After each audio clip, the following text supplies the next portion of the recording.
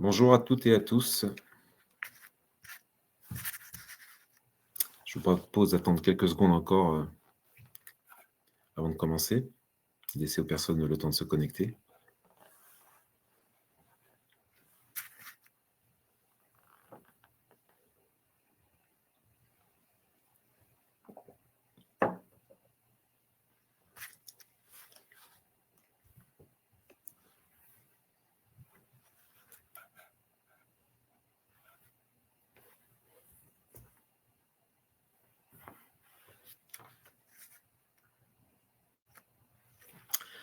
On va pouvoir démarrer. Il y a beaucoup de choses à évoquer aujourd'hui. Donc, bonjour à toutes et à tous. Bienvenue à ce premier rendez-vous de l'IA by Toluna. Donc, je suis Djilali Saï. Je travaille au sein de l'équipe Toluna en France et je suis, entre autres choses, en charge de guider nos clients sur l'intégration de solutions boostées par l'IA. Je suis ravi de vous accueillir pour ce premier rendez-vous. En fait, ça marque le début d'une série qui sera consacrée à un sujet passionnant, on pense, comment l'intelligence artificielle peut aujourd'hui transformer la production d'insights. On va explorer des solutions concrètes, des cas d'usage, des innovations, et vous pouvez évidemment poser vos questions dans l'onglet questions, et on y reviendra à la fin de cette présentation. Avant d'entrer dans le vif du sujet, quelques mots sur nous, sur le groupe Toluna. Donc aujourd'hui, le Toluna, c'est, j'allais dire, la réunion des expertises de 3 entités, Harris Interactive, Toluna et Matrix Lab, sous une seule marque, Toluna. Donc cette fusion nous permet d'offrir une puissance unique pour accompagner nos clients en France et partout dans le monde. Donc notre promesse aujourd'hui, c'est de maximiser votre impact business grâce à une combinaison unique, on pense, sur le marché. Donc cette combinaison unique, c'est à la fois un portfolio de solutions innovantes, donc on est capable d'accompagner nos clients du DIY aux études complexes, avec des benchmarks solides dans plusieurs domaines, une technologie agile avec notre plateforme Toluna Start qui offre aujourd'hui une flexibilité inégalée pour avoir des insights rapides et pertinents qui sont renforcés par l'IA, on y reviendra tout à l'heure évidemment. Un accompagnement expert harmonisé à l'échelle mondiale et une infrastructure globale, notamment avec un panel propriétaire de plus de 79 millions de panélistes dans un peu plus de 70 pays. Mais Toluna, c'est aussi une présence locale aujourd'hui dans 29 pays, 75 bureaux, plus de 2600 collaborateurs. On opère sur plus de 100 marchés pour nos clients, pour les plus grandes marques mondiales, et on investit vraiment massivement dans la R&D. Donc, comme vous le voyez en bas à droite du slide, donc on a une équipe R&D de plus de 80 collaborateurs, notamment en Israël. Et on a aussi un lab IA qui est actif depuis plus de 5 ans, avec plus de 20 collaborateurs. Et c'est au sein de ce lab IA que sont notamment construites, pensées et designées les solutions qu'on propose à nos clients. Donc, en résumé, le groupe Toluna, aujourd'hui, c'est innovation, rapidité, expertise et puissance globale pour booster vos décisions. En quelques mots sur notre vision de l'IA, c'est aussi un point important aujourd'hui, un sujet évidemment qui est largement évoqué dans le domaine des insights. Aujourd'hui, nous, on considère chez Toluna que l'IA n'est pas là pour remplacer l'humain, mais vraiment pour amplifier l'expertise humaine. On parle d'intelligence augmentée, donc la combinaison de l'intelligence artificielle et humaine pour créer plus de valeur.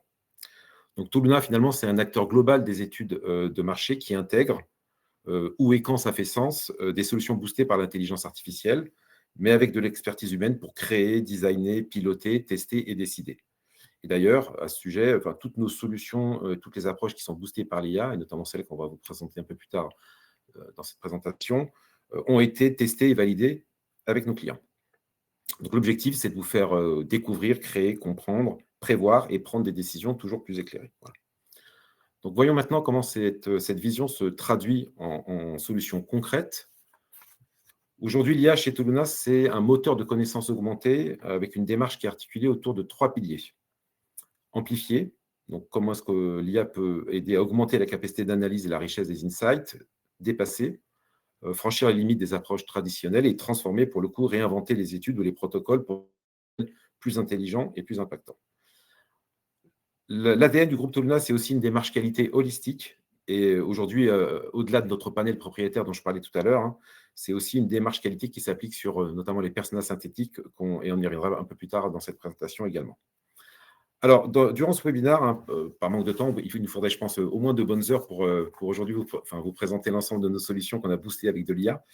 Donc, on ne va pas détailler en profondeur les solutions dans la section amplifiée, simplement quelques mots rapidement sur chacune d'entre elles et on pourra évidemment échanger à ce sujet si vous le souhaitez en dehors de ce webinaire. Donc aujourd'hui, on a des solutions qui nous permettent d'enrichir les réponses aux questions ouvertes. Donc c'est un outil intégré à notre plateforme Toluna Start pour relancer les répondants dont les verbatims ne sont pas assez détaillés, à la fois dire en quantité et en qualité, et approfondir ainsi leurs réponses aux questions ouvertes. Donc, c'est une relance en langage naturel. Analyser les questions ouvertes, donc la capacité avec notre outil qui est Smart Cloud, qui est là encore intégré dans notre plateforme Toluna Start, pour regrouper les réponses aux questions ouvertes par thème et coder le sentiment associé, positif, négatif, mixte, neutre. Voilà. Les solutions de Masqual, qui sont des solutions en fait, qui nous permettent de gérer des qualis à grande échelle avec entre 40 et 80 et parfois plus répondants issus de notre panel, via une modération à la fois par IA, mais évidemment encadrée par une modération humaine. Donc, c'est un dispositif qui est enrichi pour l'autocodification, de la traduction multilingue et de l'analyse en temps réel. Capture Connect, qui est une solution agile et mobile pour plonger, on va dire, en mode ethno dans le quotidien, la vie réelle des consommateurs, et pour obtenir du coup des insights authentiques en direct. Les interviews Quali en mode conversationnel, qui sont des entretiens individuels designés par nos experts Quali, mais qui sont pilotés par l'intelligence artificielle, des relances dynamiques, de la transcription, de l'analyse automatique. Et c'est donc la capacité à gérer finalement de gros volumes d'interviews Quali dans un délai resserré. Et enfin, l'analyse en masse de contenu multimédia, c'est la capacité, via une solution IA multimodale, toujours combinée de l'expertise humaine, à analyser des contenus visuels et comportementaux à grande échelle, notamment des vidéos, et à transformer ces observations en insight opérationnel. Voilà. Donc, juste quelques mots sur ces solutions, mais je répète, on pourra en reparler en fin de, plutôt en dehors de ce webinaire. On aura déjà beaucoup de choses à évoquer ensemble, mais n'hésitez pas, si vous souhaitez, qu'on y passe un peu plus de temps pour vous détailler ces solutions. Donc, aujourd'hui, on va venir... Pardon. Passer à la deuxième partie, pardon. On va aujourd'hui, on va dire, parler notamment d'éléments qui sont sur la partie comment est-ce que l'IA peut nous aider à dépasser, donc la partie notamment interview synthétique et les synthétiques persona, et la partie un petit peu sur la partie transformée sur les études nouvelle génération. On est content aujourd'hui de se dire qu'on a une approche qui a été primée au cours de cette année 2025 et qu'on a pu recevoir la reconnaissance du marché sur les différentes approches innovantes qu'on a pu proposer à nos clients. 3 exemples à l'écran. En fait, on a mené une étude pour Coca-Cola en zone APAC pour la marque Fanta, pour approfondir en fait on va dire, la connaissance des comportements en termes de snacking de la Gen Z, grâce à une approche qu'on a boostée par l'IA hybride sur 5 pays avec 3 phases clés, l'observation, l'exploration des motivations et la validation quantitative des insights. On a par ailleurs mené un projet avec Rekit, une étude 100% observationnelle, donc pas de questionnaire, auprès de 77 foyers, qui ont généré des centaines de vidéos, confère la solution dont je parlais tout à l'heure, analysées par une IA multimodale et avec l'expertise humaine aussi. Et ça nous a permis de reconstituer les routines réelles de nettoyage, de cuisine et de salle de bain, et de livrer finalement pour nos clients des fiches pratiques opérationnelles pour leurs équipes R&D et ainsi nourrir le processus d'innovation interne chez Rekit. Et enfin, on a mené avec AXA un grand projet, on va dire plusieurs fois primé, grâce auquel AXA a anticipé des mutations sociétales majeures dans 16 pays grâce à une approche qui a combiné de l'IA et de l'expertise humaine, mais on y reviendra un peu plus tard dans ce webinaire. Alors, comme je vous disais en introduction, donc, ce webinaire, c'est le premier rendez-vous de l'IA by Toluna, donc qui sera suivi par d'autres rendez-vous du même type. Donc, on a choisi de centrer cette session sur ce qui est indiqué à l'écran, à savoir la partie comment est-ce que l'IA peut nous aider à dépasser et à transformer la façon dont on peut recueillir des insights. Donc, on va entrer tout de suite dans le concret avec la génération de données synthétiques. Alors, aujourd'hui, on utilise l'intelligence artificielle pour générer des données synthétiques post-terrain, donc que ce soit dans un cadre d'études ad hoc ou barométrique. L'analogie que j'aime bien utiliser et avoir en tête pour la génération de données synthétiques, c'est le zoom sur une image. Alors, grâce aux données synthétiques, on peut zoomer en gardant un bon niveau de détail. Je fais aussi souvent l'analogie avec l'imagerie médicale. Aujourd'hui, c'est un domaine dans lequel des algorithmes à base d'IA et de machine learning sont très utilisés pour justement aider les médecins pour prendre une décision quand le niveau de détail d'un cliché n'est pas suffisant, en reconstituant suffisamment de pixels, justement pour cette prise de décision. Donc, nos algorithmes sont bâtis un peu sur le même principe, toutes choses égales par ailleurs. On parle ici d'études de marché, pas de détection de maladie. Et dans le détail, comment ça fonctionne? À partir d'un échantillon d'au moins 50 personnes recueillies auprès de vrais répondants, on est capable de suffisamment bien comprendre la structuration de la base de données en termes de corrélation entre les variables pour reproduire ce schéma de base de données en générant un échantillon de données synthétiques. Donc finalement, la génération de données synthétiques va vous permettre d'obtenir un échantillon de taille suffisante sur cette cible pour générer finalement des analyses avancées. Ça peut être des analyses factorielles, de drivers, de clusters, des tests de prix. Voilà. Donc, le bénéfice de cette solution, c'est vraiment d'obtenir des insights impossibles à obtenir sur la base de l'échantillon réel, parce qu'on sait bien, voilà, une analyse de driver, par exemple, sur une base avec 50 interviews, c'est absolument pas possible. Voilà. Donc, aujourd'hui, quand on part d'une base de 50 interviews au minimum en données réelles, on est capable de booster et obtenir un échantillon synthétique de plusieurs centaines jusqu'à 1000 interviews. Et donc, sur ce type, effectivement, de taille d'échantillon, on est capable de mener ce type d'analyse. Voilà. Donc, une approche qui permet d'accéder à des insights auxquels on n'accédait pas avant. Et cette approche, elle repose sur une méthodologie solide. Aujourd'hui, c'est un accompagnement sur mesure. Nos data scientists, en fait, guident nos clients sur comment et où utiliser et intégrer des données synthétiques selon les objectifs et le contexte d'un projet, avec évidemment une expertise marché, c'est-à-dire qu'on est capable de bien comprendre les logiques d'enquête pour, on va dire, assurer le fait qu'on crée des données synthétiques réalistes qui respectent la logique de l'étude, notamment en termes de syntaxe et de filtrage. Une validation avancée, donc je vais m'arrêter juste quelques secondes sur ce point. Il faut savoir que cette offre, finalement, de génération de données synthétiques, c'est une offre qui a pris plus de 18 mois de développement au groupe Touluna, tout simplement parce qu'on voulait évidemment s'assurer qu'on ait une fidélité importante des données synthétiques versus des données réelles, et surtout s'assurer que entre un échantillon de données réelles et un échantillon de données synthétiques, la décision business à la fin, c'est la même. Donc, on a fait énormément de tests en prenant des échantillons de données réelles de taille importante, au sein duquel on a extrait de manière aléatoire des petits échantillons d'au moins 50 interviews, à partir desquels on a créé un échantillon de données synthétiques. Et donc, on a comparé l'échantillon de données réelles globales et l'échantillon de données synthétiques pour vérifier qu'en faisant une analyse, par exemple une analyse de driver, on arrive bien au même résultat en termes de décision business, qui est vraiment pour nous le plus important. Voilà. Donc, tout ça, ça a pris du temps. Et puis, évidemment, une transparence totale, c'est qu'on est capable voilà, de se mettre autour de la table avec nos clients pour expliquer les méthodes, les algorithmes qu'on a utilisés. C'est important évidemment de générer de la confiance pour ce type d'approches qui sont des approches relativement nouvelles sur le marché.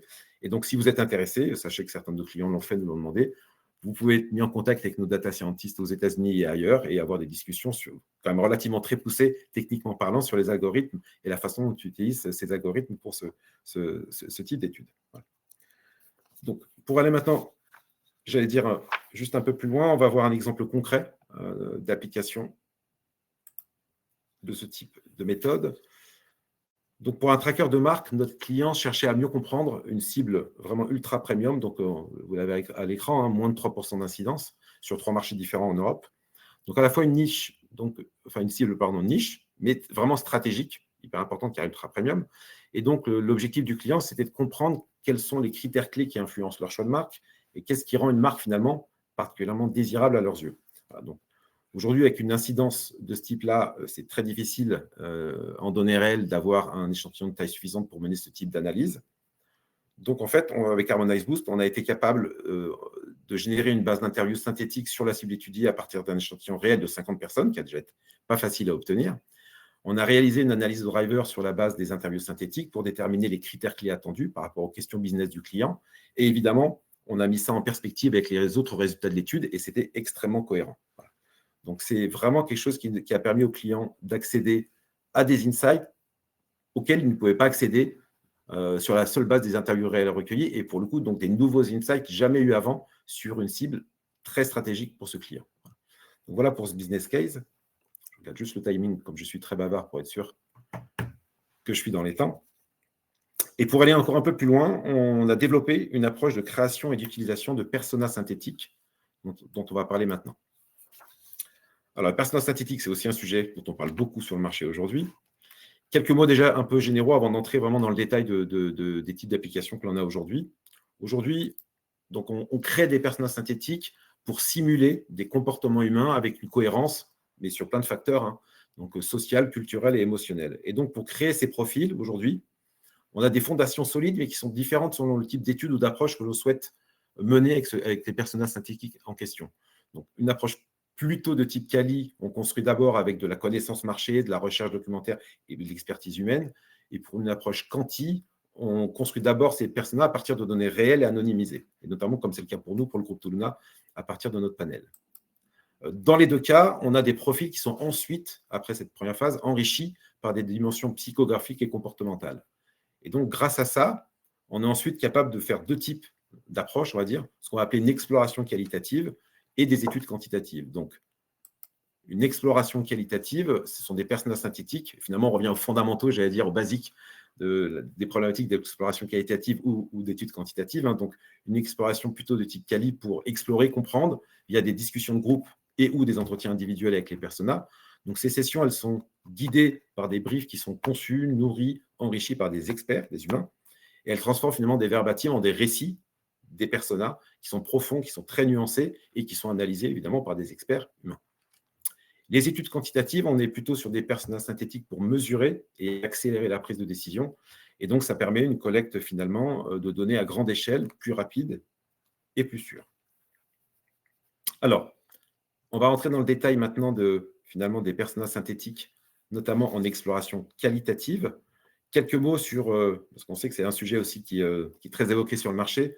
Donc, on essaie de faire une approche un peu pédagogue, vous nous direz si c'est le cas, pour essayer d'expliquer un petit peu dans le détail comment ça fonctionne. Alors, comment ça marche aujourd'hui quand on crée des personnages synthétiques pour une exploration qualitative? Alors déjà, on crée des profils qui sont en fait virtuels, qui reproduisent une diversité sociale, culturelle, émotionnelle, je disais, des individus, sans interroger directement des personnes réelles. Voilà. Donc, comment est-ce qu'on les crée? On les crée grâce évidemment à des éléments d'IA, donc qui sont capables de simuler des comportements humains crédibles, mais on va y revenir sur la slide suivante sur le détail du processus de création.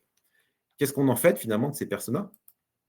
On les interroge donc en individuel, on les fait interagir en groupe, et on les place dans des situations concrètes pour analyser leurs réactions, et ça permet de détecter des tendances, des divergences, des signaux fiables. Et pourquoi c'est utile aujourd'hui? Alors déjà parce qu'on est capable de créer un grand nombre de cibles aujourd'hui, grâce au travail de construction dont je parlais tout à l'heure, basé sur la connaissance marché, de la recherche documentaire, de l'expertise humaine. Juste pour s'arrêter quelques secondes sur la création de cibles, on est aujourd'hui vraiment en mode test and learn, et on le dit de manière très humble. Donc, on a une intégration progressive de ce type de protocole. Hein. On liste ce qui marche et ce qui marche moins bien. Donc, on voit bien que sur les problématiques Q&A, on va y revenir avec plusieurs exemples, ça fonctionne bien. De l'expérientiel, évidemment, aujourd'hui, demander à un persona de tester un produit à la maison, c'est compliqué. Des mesures de type quanti, type de la mesure de Noto, ça ne fonctionne pas. Des tests de concept, ça fonctionne. On reproduit, parce qu'on arrive à reproduire tous les schémas de pensée avec des personnages synthétiques aujourd'hui. C'est de la simulation. On arrive à aussi atteindre des cibles fines, des médecins, des journalistes, par exemple, ou des cibles qui sont difficiles habituellement dans les panels. Et vraiment, notre approche, elle est vraiment itérative. On teste avec des clients, on fait des POC, et on essaie de trouver les opportunités là où ça fonctionne. Et aujourd'hui, on trouve plus d'opportunités finalement que de limites à ce type d'approche. Mais les limites, elles existent, et on est vraiment, j'allais dire, précautionneux. Donc, voilà. On travaille vraiment en mode POC avec nos clients, et on arrive déjà à voir aujourd'hui qu'on est capable de traiter un grand nombre de sujets avec ce type d'approche de personnages synthétiques. Donc voilà. Et pourquoi c'est utile, donc, les personnages synthétiques? C'est que ça nous permet d'avoir une anticipation stratégique. On peut comprendre des dynamiques complexes sans attendre finalement de données réelles. On peut explorer, on peut tester, on peut anticiper donc. Il y a un gain de temps et de coût qui est non négligeable aussi, des insights qui sont rapides, on n'a pas de contrainte de temps de terrain humain, j'allais dire. Et la partie sécurité et éthique aussi qui est importante, il n'y a pas de données personnelles, donc c'est des créations pures, j'allais dire, donc c'est 100% conforme aux standards européens en la matière. Alors, juste un rapide zoom aussi sur la création des personnages synthétiques. En 4 étapes aujourd'hui, donc la force de notre solution aujourd'hui, c'est d'être capable de construire des individus virtuels, crédibles, qui sont capables de simuler des comportements humains. Donc, première étape, c'est qu'on définit ce qu'on appelle un cadre socio-culturel. Donc, on précise le contexte, on va dire par exemple des consommateurs de boissons énergétiques en Europe. On identifie des premières variables clés en termes de socio-économique, notamment. Ensuite, on va générer une population équilibrée, parce qu'on crée généralement plusieurs personas, donc, que ce soit pour les interroger en individuel donc, ou les faire interagir en groupe.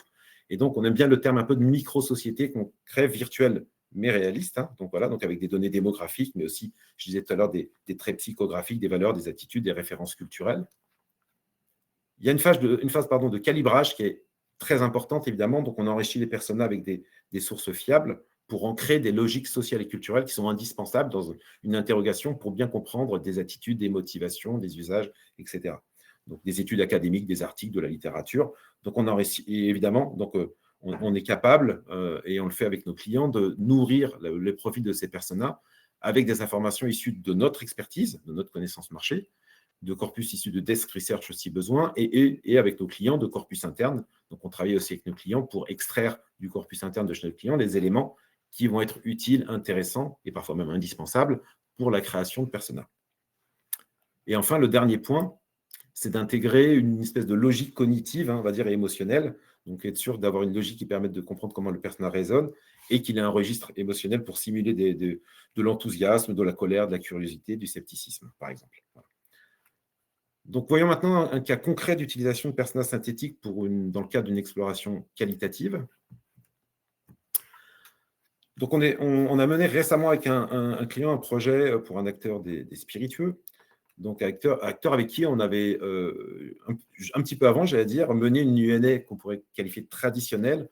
L'idée, c'était de comprendre le profil des consommateurs, des non-consommateurs aussi, des gens qui considèrent la consommation de boissons, investiguer dans le cadre de ce projet, dans le but d'établir une stratégie pour cette marque.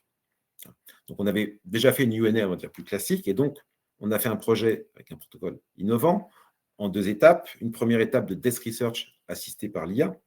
Donc, on a été capable de collecter des insights riches sur les motivations, attitudes, besoins, habitudes grâce à cette exploration. On a comparé les résultats de cette première étape avec une recherche documentaire classique et c'était très, très cohérent. Et ensuite, on a fait une exploration qualitative avec des personas synthétiques, c'est des sessions conversationnelles pour capturer l'expérience client, j'allais dire, vraiment, parce qu'on a reproduit effectivement des clients, des consommateurs, des non-consommateurs, des gens qui considèrent cette consommation. Pour confronter aussi, on a été capable de confronter des points de vue de différents profils consommateurs dans cette catégorie. Et le bénéfice pour notre client, des outputs extrêmement riches, un niveau de granularité très, très poussé et comparable avec ce qu'on avait obtenu avec le protocole UNA dit classique, voire amplifié aussi à certains égards, parce qu'on a été capable de creuser finalement tout un ensemble de thématiques. Et on sait bien que dans un protocole plus classique, notamment UNA, problématique de temps de questionnaire, entre autres, il n'est pas forcément évident d'arriver à explorer l'ensemble des thématiques que l'on souhaite. Là, les personas synthétiques, c'est finalement un matériau qu'on peut interroger et réinterroger presque à l'infini, j'allais dire. Voilà, donc, on a moins besoin de faire des arbitrages. On est capable, en mode itératif, on a une question supplémentaire, on la pose. On a une problématique supplémentaire, on peut l'aborder avec les personas. Voilà, donc c'est quelque chose qui permet d'aller très loin dans plein de domaines et plein de sujets sur un projet. Donc, on vient d'évoquer en fait l'utilisation des personas synthétiques pour des explorations qualitatives. Au sein du groupe Toluna, on a aussi énormément travaillé à la conception de personas synthétiques pour répondre à un besoin différent, finalement, avoir des personas qui soient adaptés aux études quantitatives à grande échelle. L'objectif, c'est toujours d'avoir des personas qui vont fournir des réponses uniques, cohérentes, avec des profils distincts, des réponses fiables. Mais l'objectif, c'est de tester à grande échelle, rapidement et en toute sécurité. Donc, voyons maintenant comment est-ce qu'on construit nos personas dans le cadre, finalement, d'études quantitatives. Alors, vous avez à l'écran Amara, qui est un personnage synthétique multicouche. On va revenir dans le détail comment se construisent ces différentes couches. Donc, Amara, c'est le premier personnage qui a été créé par nos équipes R&D, donc on est relativement attaché aujourd'hui. C'est pour ça qu'on la présente souvent à nos clients. Donc, le processus de construction, comme vous le voyez à l'écran, c'est une approche par couche. On a un profil de base, qui est la première couche, qu'on appelle le squelette, qui est une structure finalement initiale qui se base sur des données issues de notre panel propriétaire. Je disais, le groupe Toluna, tout à l'heure en introduction, c'est plus de 79 millions de panélistes dans plus de 70 pays qui sont qualifiés sur des centaines de critères, ce qui nous donne une base de données gigantesque que l'on va anonymiser, et à partir desquelles, pour chacun des personas, on va créer un premier set d'informations sur le persona issues de ces données panel. Donc, ça va être plutôt de la partie, on va dire, socio-démo, socio-économique, en termes de type de variables. Alors, un point important aussi, parce qu'on entend parfois parler du terme de jumeau numérique, on ne parle pas de jumeau numérique ici, on ne reproduit pas in extenso le profil d'une vraie personne, on prend une base de données agrégée anonymisée à partir desquelles, prenons l'exemple d'un premier persona qu'on va créer, on va prendre 10, 15, 20, 30 variables qu'on va, de manière anonymisée et globalisée, j'allais dire prendre à partir de ce set de données panel. Donc aujourd'hui, ça c'est la première couche. Cette première couche, c'est vraiment la fondation statistique du profil du persona, donc notamment issu de données réelles. Ça c'est hyper important. On va enrichir ensuite ce profil de persona avec la deuxième couche, on appelle plutôt les muscles. Aujourd'hui, à partir de la couche 2, on parle de construction qui se fait par des modèles prédictifs, qui sont des modèles propriétaires Toluna, notamment des algorithmes de machine learning qu'on a entraînés sur des millions de réponses. Et donc, on ajoute des attributs comportementaux et de consommation, des centres d'intérêt, des habitudes médias, de la possession de produits. On va créer aussi ce qu'on appelle une backstory en mauvais français. En bon français, on pourrait traduire ça par en langage cinématographique, une espèce de toile de fond, via là encore des modèles prédictifs, pour avoir un profil qui soit cohérent avec un pays, une langue, une culture. Et on va y intégrer aussi des événements de vie, parce on sait tous, évidemment, les événements de vie influencent les attitudes, les usages. Et donc, par exemple, on va intégrer des éléments sur ce qui s'est passé dans la vie de ce persona avant, mais aussi des événements plus globaux, de la crise économique, le confinement avec le Covid, etc. Chacune des couches, finalement, va participer à la création de la couche supérieure. Donc, une fois qu'on a créé cette couche numéro 2, on va commencer la création de la couche numéro 3, où on ajoute ce qu'on appelle des dimensions psychographiques. Donc, c'est des traits de personnalité. Ce sont des attitudes vis-à-vis de grands sujets de société comme la durabilité, l'écologie en général, des valeurs, des croyances, des styles de communication. Et donc, aujourd'hui, on est capable aussi, dans cette couche, d'intégrer des éléments qui sont ce qu'on appelle les heuristiques de décision, donc la façon dont le persona va prendre des décisions. Et là, on sait que c'est un élément notamment fondamental quand on va avoir des personnes qui vont répondre à des questionnaires. Voilà. Et donc, une fois qu'on a fini cette couche numéro 3, on va avoir une dernière couche qui est une couche, on va dire, mémorielle ou de mémoire. Donc, l'idée, c'est d'avoir une mémoire qui soit contextuelle, mais qui soit temporaire. C'est-à-dire que cette mémoire importante, elle est effacée après le projet. Il n'y a pas de persistance de mémoire inter-étude pour garantir, effectivement, qu'on soit bien dans quelque chose qui soit utilisable sur des différents projets pour différents clients, par exemple. Donc aujourd'hui, l'objectif quand même de cette couche, c'est qu'on ait on va dire une cohérence qui soit maintenue pour les réponses du persona au sein d'un même questionnaire. Être sûr que quand un questionnaire va arriver sur un persona va arriver sur une question du questionnaire, il va être capable, il ou elle va être capable de se souvenir des réponses déjà données. Voilà. Donc ça, c'est vraiment ces 4 couches. C'est quelque chose dont on est très fier au sein de Toluna parce que c'est une approche, on pense, unique sur le marché, totalement propriétaire, qu'on a eu là encore beaucoup de temps à développer, mais qui nous garantit notamment cette couche numéro 1 qui est issue des données panel, de notre panel propriétaire, et cette capacité à les enrichir de manière continue jusqu'à arriver à ces 4 couches. C'est quelque chose qui permet d'avoir ce profil qui soit à la fois réaliste et utilisable sur des enquêtes. Alors aujourd'hui, la façon dont ça fonctionne, donc on a aujourd'hui ces personas. Comment est-ce que ces personas vont générer des réponses à nos enquêtes? On intègre nos personas finalement dans un système qu'on appelle agentique, donc avec plein d'agents IA, on va y revenir dans le détail, au sein de notre plateforme Toluna Start. Et donc, ces différents agents vont avoir donc, différents rôles. Donc, juste quelques exemples. Donc, on a un agent qui va générer le profil des personas, ce qu'on vient de se dire, construire les profils couche par couche, j'allais dire. On a un agent qui va donc valider la cohérence logique des réponses des personas au sein des enquêtes. On va avoir un agent qui va analyser le raisonnement du persona pour confirmer la plausibilité de la réponse. C'est un point important. On va avoir un agent qui va garantir la diversité de l'échantillon, l'équilibrage des quotas tout au long du projet. Donc, il y a vraiment une notion de contrôle qualité que j'évoquais tout à l'heure, quand je parlais de démarche qualité holistique au sein du groupe Toluna. C'est vraiment de l'ADN du groupe Toluna, avec notre panel de 79 millions de vraies personnes, d'avoir vraiment intégré une démarche qualité globale. On pourrait prendre 45 minutes à la décrire aussi, avec énormément d'éléments au sein de cette démarche qualité. C'est quelque chose que finalement on reproduit aujourd'hui avec les personas, avec la capacité à avoir un certain nombre de contrôles. Donc, par exemple, les réponses des personas ne sont pas acceptées immédiatement. Elles passent par une validation de cohérence et de raisonnement. Donc je le disais, des vérifications sur la bonne diversité des profils. Voilà. Donc, aujourd'hui, c'est vraiment un système complexe qui se passe, j'allais dire, en fraction de seconde. On y reviendra sur les premières applications que l'on a aujourd'hui de l'utilisation de ces personas dans des enquêtes quantitatives. Donc, on va parler de quelques heures, bientôt de quelques minutes, en termes de temps de terrain. Voilà, il faut se dire que ça se passe en une fraction de seconde, mais il se passe tout ça aujourd'hui dans le système agentique que Toluna a mis en place au sein de sa plateforme Toluna Start pour gérer ces personas. Alors, je voudrais juste souligner 2 points clés pour conclure cette partie consacrée à comment est-ce qu'on crée et comment est-ce que fonctionnent nos personas synthétiques. Déjà, je le disais tout à l'heure, le processus de création, il intègre des éléments de backstory ou une toile de fond qui sont cohérents avec le pays, la langue et la culture. Ça explique que cette construction, on l'a fait toujours au sein du groupe Toluna, et donc on déploie nos solutions associées pays par pays. C'est-à-dire qu'aujourd'hui, vraiment, on prend du temps pour être sûr que quand on va créer des personas aux États-Unis, ils vont répondre comme des personnes qui vivent aux États-Unis. On les crée pour la France, ils vont répondre comme des Français. Ce n'est pas forcément d'ailleurs l'exemple le plus simple, voilà, etc., quel que soit le pays. Donc, c'est vraiment quelque chose qui aujourd'hui se déploie pays par pays. Donc voilà, donc nos solutions, on les déploie pays par pays quand on est sûr qu'on a un profil qui correspond bien à reproduire le plus finement possible comment répond une personne de ce pays-là. Et le deuxième point que je voulais souligner, c'est que le type d'étude, finalement, le type de questionnaire va faire partie des éléments sur lesquels on calibre, on calibre la création de nos personas, sur lesquels on entraîne nos personas, et donc on déploie nos solutions aussi au fur et à mesure de ces calibrages. Et aujourd'hui, on a deux solutions disponibles, on va y venir un peu plus dans le détail, les tests de claim et les pré-tests publicitaires, et d'autres sont à venir dans les prochains mois, comme les tests de concept, et plein d'autres aussi à venir. Voilà.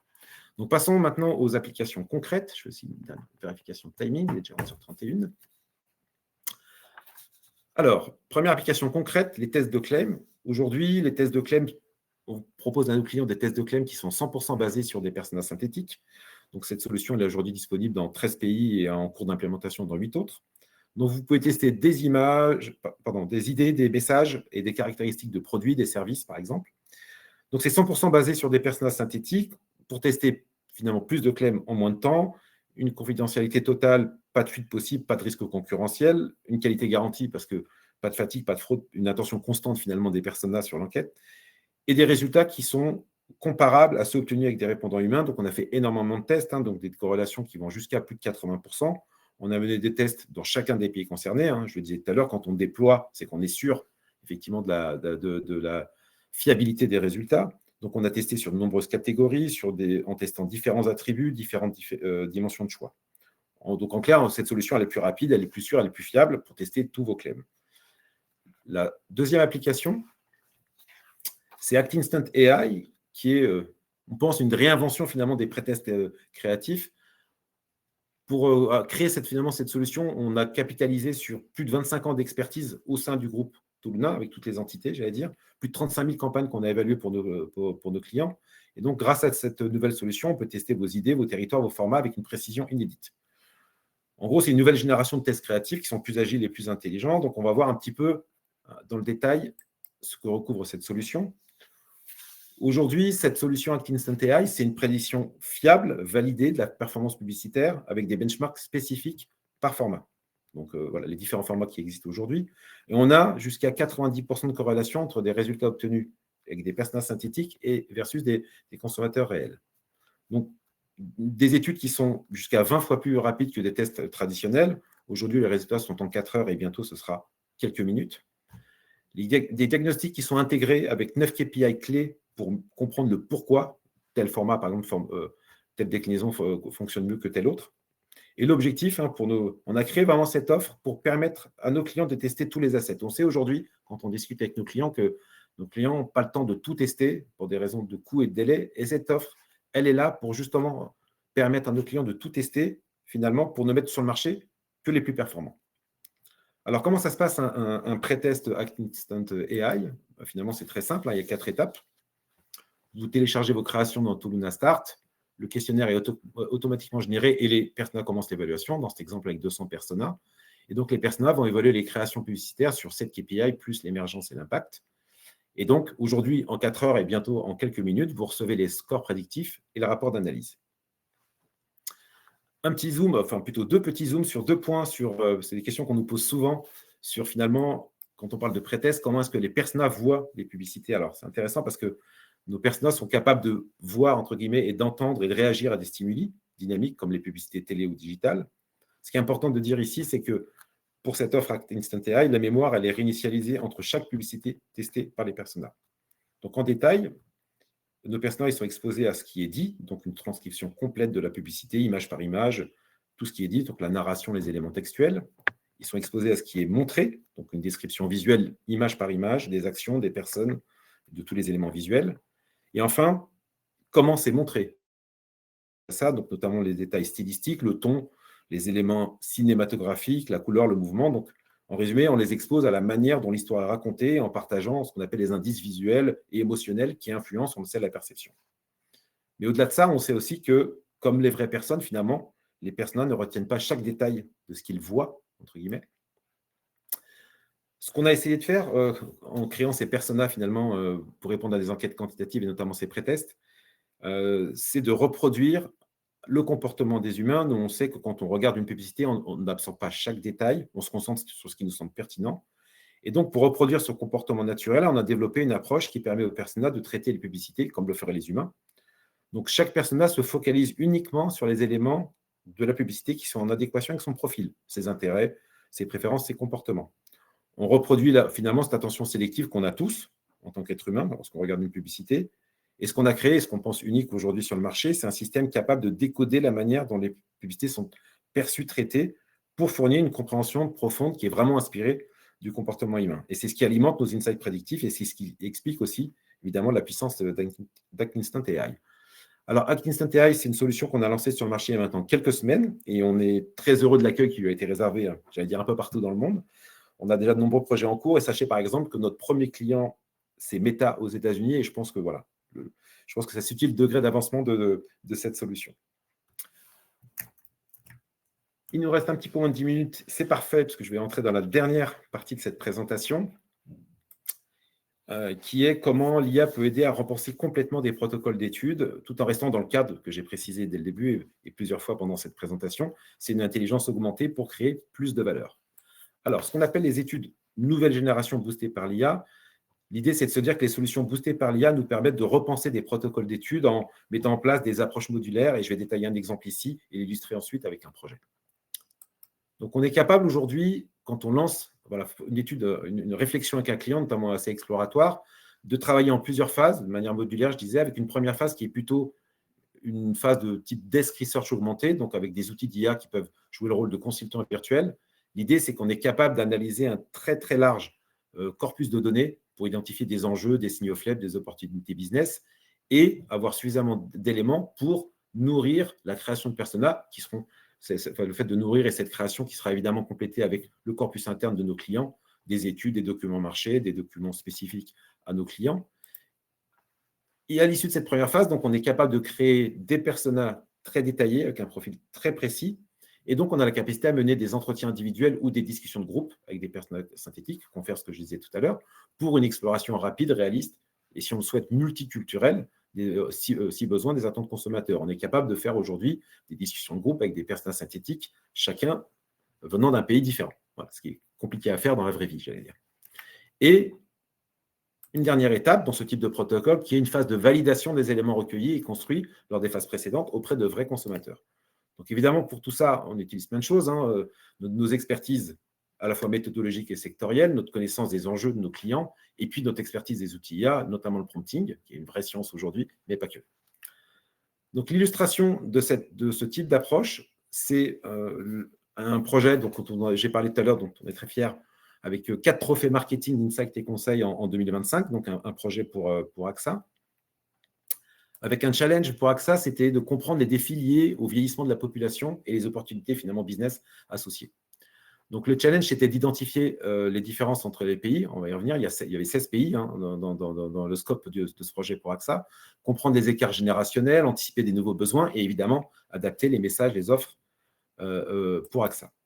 Donc, pour relever ce défi, finalement, on a activé avec AXA une solution innovante qui a combiné intelligence artificielle et expertise humaine, toujours. Donc, une exploration assistée par l'IA, ce qu'on appelle une desk research un peu augmentée. Donc, on a été capable vraiment d'exploiter des centaines, voire même des milliers de documents publics spécialisés pour cartographier des signaux faibles, des tensions aussi sociétales sur ce sujet du vieillissement de la population et des opportunités business dans chaque pays. Donc, avec un niveau de qualité et de détail jamais atteint, dixit nos clients sur ce type de sujet. Voilà. Ensuite, on a été capable de mener cette exploration qualitative avec des personnages synthétiques sur des sujets clés dans 2 pays, la France et le Japon. Donc, c'est des échanges simulés avec ces clients représentés par les personnages dans ces 2 pays pour enrichir la compréhension des besoins, l'attente, des leviers émotionnels propres à chaque culture et qualifier, on va dire, peut-être des concepts, des éléments à tester dans la phase suivante. Juste sur ce point aussi, c'est des éléments qu'on a validés avec les équipes locales de nos clients qui ont été bluffés par la véracité, la crédibilité des échanges et des outputs issus de cette exploration qualitative avec des personas, donc à la fois en France et au Japon. Et enfin, donc on a terminé avec des sessions Masqual, donc l'outil que je présentais rapidement tout à l'heure, hybride, c'est-à-dire des groupes de consommateurs, 80 personnes par pays, qui ont été des sessions Masqual animées, une modération mixte IA-humain, j'allais dire, pour dégager des insights puissants, actionnables, avec une granularité, là encore, inédite. Voilà. Aujourd'hui, l'impact pour AXA, c'était la capacité à étudier 16 pays simultanément avec une approche unifiée mais à la fois localisée, un gain de temps absolument colossal, hein. Donc, vous voyez à droite, on est passé de 3 mois à 6 semaines. Je pense que le 3 mois était déjà très ambitieux pour un protocole tel que celui que je vous ai décrit, sans solution boostée par l'IA. Mais on a réussi à faire tenir tout cela, tout ce que je vous ai présenté en 6 semaines, ce qui était vraiment un exploit. Et encore bravo à nos équipes pour ça. Voilà, donc la capacité pour le client à détecter rapidement des leviers de différenciation pour ajuster des offres et des messages, et donc à la fois un alignement stratégique global, mais la capacité à avoir une pertinence locale des actions marketing, et pour AXA, la capacité à déjà identifier des messages à pousser dans ces différents marchés sur ce sujet du vieillissement de la population. C'est la fin de cette session. Il est 11h41. On a un petit peu de temps pour les questions, on pourra déborder si besoin. Je vois qu'il y a déjà pas mal de choses. Donc, merci pour votre attention, évidemment, hein. Alors, je vais les prendre, si j'arrive à les prendre dans l'ordre. Bonjour Caroline, déjà. Oui, la méthode des données synthétiques. Alors, Jean-Pierre Shanhang, alors, pardon, la méthode des données synthétiques, je ne sais pas si vous parlez de la génération de données synthétiques, donc on va dire post-terrain, de générer un échantillon. Donc oui, enfin, si on a nos 50 interviews en réel, on est capable ensuite de générer suffisamment de données synthétiques pour aller chercher des insights. Donc, HMWI, pardon, excusez mon ignorance, mais je ne connais pas cet acronyme, vous pourrez le préciser dans votre question. Mais oui, on est capable, à partir du moment où on a pu recueillir 50 interviews en réel, on est capable de générer des données synthétiques suffisamment pour faire une analyse. Alors, arrivez-vous à faire cela sur des sites B2B difficiles à contacter? Alors, même question de mon côté, si c'est de la génération. Alors, pour de la génération de données synthétiques, oui, c'est les 50 qui priment, hein, en réel. Sur notamment les personnages synthétiques en exploration quali, oui, oui et oui, j'allais dire, ça fait partie effectivement des sujets. On parlait des médecins tout à l'heure, des journalistes. Il y a plein d'autres cibles, des cibles difficiles à contacter, effectivement. On est capable, avec un gros travail de création du profil, des détails de profil de ces personnages, de créer des personnages synthétiques, je veux dire, très, très crédibles et fiables pour les interroger en individuel ou en groupe sur tout type de sujet, ce que j'évoquais tout à l'heure aussi. Voilà. Mais oui, les sites B2B, c'est notamment une des applications j'allais dire immédiate de ce qu'on a pu en faire pour la création de personnages synthétiques pour des explorations qualitatives. Alors, à quel rythme faut-il mettre à jour des personnages synthétiques? Alors, je ne sais pas si vous parlez de mise à jour, est-ce que les personnages synthétiques que vous créez sont branchés sur des données live? Alors, quand on les crée, alors, ce qui est important, effectivement, c'est qu'on est capable, aujourd'hui, on les crée et on est capable de les exposer, si besoin, aujourd'hui, à des éléments très, très récents. Hein, donc, on est capable, j'allais dire presque en cours d'étude, dans le process de création, au moment où on fait l'étude, on est capable de leur faire ce que j'appellerais peut-être une revue de presse un peu accélérée sur des choses très, très générales. Hein, donc, on parle de revue de presse, voilà, donc des choses très, très générales. On est capable, oui, on est capable de les mettre à jour. Donc ensuite, il n'y a pas forcément de problématique de mise à jour. Ça dépend combien de temps on souhaite les utiliser. On les utilise généralement pour une étude, on en crée d'autres pour une autre. Donc, on n'est pas forcément sur des personnages qu'on va utiliser pendant très, très longtemps, mais on est capable, si on a fait une étude, par exemple, avec des personnages synthétiques, une exploration quali, on est capable, si besoin, de les mettre à jour avec des informations importantes sur le marché. Il s'est passé quelque chose sur un marché important. On est capable, voilà, de les enrichir avec cette espèce de revue de presse un peu accélérée pour pouvoir ensuite les interroger, enfin, repartir dans un protocole d'étude avec des personnages qui ont intégré cette information. Alors, pour être sûr de bien comprendre, les personnages synthétiques sont des sortes de profils issus d'une segmentation créée par l'IA en fonction d'une multitude de sources de données.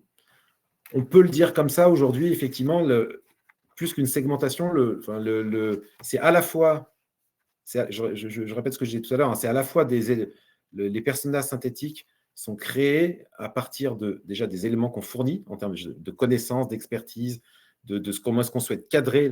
Et ensuite, effectivement, ça va être enrichi par des éléments issus de l'IA qui vont permettre d'ajouter un certain nombre d'attributs au persona pour effectivement avoir un comportement de réponse, que ce soit finalement en mode type quali ou quanti, qui va être crédible.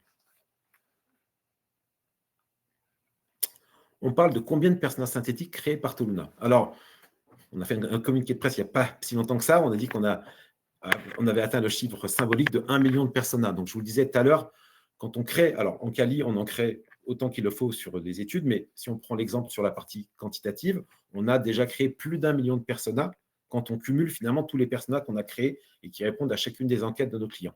Aujourd'hui, quand on a une enquête, aujourd'hui, un projet pour un de nos clients, prenons l'exemple d'un pré-test avec notre solution Act Instant AI, on a un pool, finalement, on va avoir par exemple 300 personas qui vont répondre à l'enquête. On a une partie qui sont des personas qu'on a déjà créés, on va en créer une partie juste spécifiquement sur ce projet. Généralement, nos personas, on les garde pas plus que quelques mois pour s'assurer justement qu'ils soient, j'allais dire, suffisamment créés depuis suffisamment peu de temps pour garantir aussi la capacité à répondre de manière adéquate à un projet. Voilà, donc, votre deuxième question, c'est comment vous assurez-vous qu'ils évoluent en ligne avec l'évolution naturelle des comportements et du contexte socio-démographique, socio-économique. Donc voilà, je redis, c'est qu'on en recrée à chaque itération qu'on fait avec nous. On en garde finalement assez peu de temps. Il faut se dire vraiment que ces personnages sont des personnages qu'on crée en grande majorité on the go, j'allais dire, pour chacun des projets que l'on fait pour nos clients. Est-ce que vous avez des personas sur des cibles de niche, par exemple des étudiants ou internes en santé? On pourrait. Alors, est-ce que vous avez finalement même réponse que la question d'avant? Donc, est-ce qu'on peut en créer pour vous? Il faut vous dire que ce n'est pas des personas qu'on a en stock. Je ne peux pas regarder dans mon stock pour vous dire qu'est-ce que j'ai, qu'est-ce que je n'ai pas. C'est plutôt de se dire, on les crée de manière ad hoc pour chacune des problématiques de nos clients. En quanti, pour nos tests de clem ou nos post-tests, on a effectivement un pool, mais qu'on garde finalement pour chaque personne à peu de temps. Mais il faut se dire que pour des approches très ciblées comme celle-là, on est sur des créations complètement ad hoc. C'est-à-dire qu'on va créer pour vous, en fonction de vos besoins, ces cibles-là. Et typiquement, des internes en santé et des étudiants, ce n'est pas forcément des choses qu'on va faire. La transparence, c'est plutôt des choses à laquelle on a déjà pensé. Des professionnels, oui, on l'a déjà fait. Ce type de choses, c'est des choses auxquelles on pense et pour lesquelles on pourra aussi en discuter. Peut-on retrouver cette présentation par la suite? Oui, ce sera quelque chose qui sera possible. On pourra en reparler aussi en dehors de ce webinaire. Merci Jean-Pierre Chanhang pour le HNWI, High Net Worth Individual, donc des gens très très riches, qu'on appelle les affluents aussi, un peu parfois. Oui, c'est typiquement une des cibles qu'on a déjà explorées pour ce type d'approche. Bonjour, avez-vous eu l'occasion de faire une comparaison en lançant une même étude 2 fois? Oui, tout à fait. Donc alors, c'est même le principe de base. Quand je parlais tout à l'heure de méthodes qui ont été testées, évaluées, notamment avec nos clients, si on prend l'exemple de nos tests de clem des études, type quanti, test de clem et pré-test, c'est évidemment cela qu'on a fait à très grande échelle. Donc, pour ces 2 solutions, on a testé dans plein de pays, sur plein de types d'approches différentes, pré-test pour les pré-tests publicitaires, tous les formats, pour la partie des clem, des attributs différents, des catégories différentes, etc. Donc, c'est des tests à très, très grande échelle qu'on a réalisés avant de valider que le modèle fonctionnait et de lancer sur le marché. Et sur la partie j'allais dire, plus qualitative, sur des personnes à quali, oui, l'exemple que je vais vous donner sur le grand acteur des spiritueux, c'est tout à fait ça. C'est qu'on a vu que les insights étaient tout à fait comparables avec une approche UNA plutôt classique et celle dans laquelle on a intégré une interrogation des personas synthétiques. Alors, bonjour, merci pour cette présentation, je vous en prie. Est-ce que la méthode Desk Research est enrichie par les données du client? Est-ce qu'elle est valable pour tous les secteurs? Elle est totalement customisée, la méthode Desk Research, effectivement. Elle est enrichie par les données du client, je disais aussi par nos besoins, et si on en a, par notre expertise. Elle n'est jamais valable pour... Enfin, je ne suis pas sûr de bien comprendre ce que vous dites entendez par est-ce qu'elle est valable pour tous les secteurs? On la mène vraiment de manière ad hoc sur un sujet, même pas un secteur, un sujet, une problématique donnée. Et oui, elle est enrichie par les données du client. Ça fait partie des éléments de cadrage que l'on voit avec nos clients. Quel est l'impact en termes de coût de passer des études humaines à des études humaines IA? Ça dépend. Réponse de Normand, mais ça dépend. C'est des choses qu'il vaut mieux évoquer effectivement en one-to-one. Mais typiquement, nos protocoles type test de claim et pré-test publicitaire, c'est un objectif de tester en masse. Donc, on a effectivement adapté la problématique, j'allais dire, budgétaire pour permettre à nos clients de pouvoir tester ce qu'ils ne pouvaient pas faire avant, de pouvoir tester en masse à la fois des claims et des publicités. Donc voilà. Donc après, les approches qui sont plus, j'allais dire, basées sur des explorations qualitatives, on les mixe avec d'autres types de modules, comme je le présentais avant. Donc c'est vraiment complètement ad hoc comme réponse. Mais voilà, on a quand même globalement des études qui vont plus vite, qui peut être généralement un petit peu moins cher aussi. Alors, est-ce qu'on utilise uniquement des personnages synthétiques pour du quanti? Donc, ce que je disais tout à l'heure, donc Pour du Kali, on les crée de manière ad hoc, on crée une cible de manière ad hoc sur un sujet. Voilà, donc sur du Quanti, aujourd'hui, on les plus que testés, on les utilise pour deux types d'études, donc des tests de claim et des prétests publicitaires.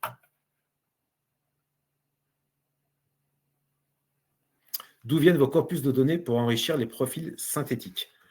C'est des corpus de données, j'allais dire, soit c'est des données clients, soit c'est des données que nous possèdons. Nous, évidemment, on n'utilise pas des données d'un client A pour enrichir des personas qu'on ferait pour un client B. Hein. Donc, nos corpus de données à nous. Et ensuite, c'est des éléments de desk research, donc des éléments où on va aller chercher des informations sur le web aujourd'hui. Donc, on va les chercher, on les filtre, on les cross-check, évidemment. Hein. Donc, il y a tout un travail de validation de la donnée. C'est pour ça que j'aime bien parler de finalement déplacement de la valeur. C'est-à-dire que, voilà, on est capable d'aller chercher énormément d'informations, mais voilà, le temps qu'on passait à aller chercher l'information, on passe aussi en partie à la contrôler, à la vérifier. Voilà.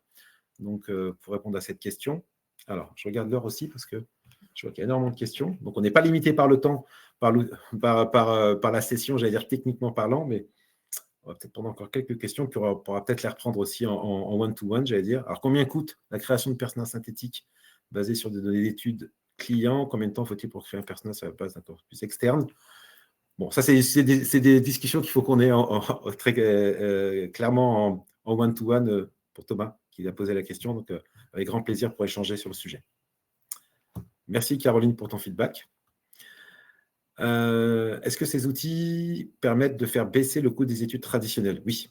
Oui, tout à fait. Donc, on parlait tout à l'heure de UNA, notamment dans des problématiques exploratoires type le UNA, on est capable, avec cette approche modulaire, notamment d'avoir… C'est un des sujets, on ne l'a pas évoqué là quand je dis qu'on a plein de sujets, mais on a aussi un sujet avec beaucoup de nos clients qui est comment est-ce qu'on peut réinventer les UNA en particulier. C'est-à-dire plutôt de se dire, faire une grande UNA toutes les 3 ou 4 ans, massive, un très long questionnaire en quanti, etc., qui va être utilisé pendant 3 ou 4 ans par les équipes en interne, alors que finalement, on sait qu'il y a beaucoup de choses qui changent, d'avoir des modules beaucoup plus agiles qui permettent justement d'aller, en utilisant des solutions boostées par l'IA, d'aller plus fréquemment aller récupérer des informations, savoir en fonction de ce qui a changé sur le marché. Voilà, donc oui, pour répondre à votre question, Émilie, on est capable de le faire et on peut reparler aussi évidemment de vive voix.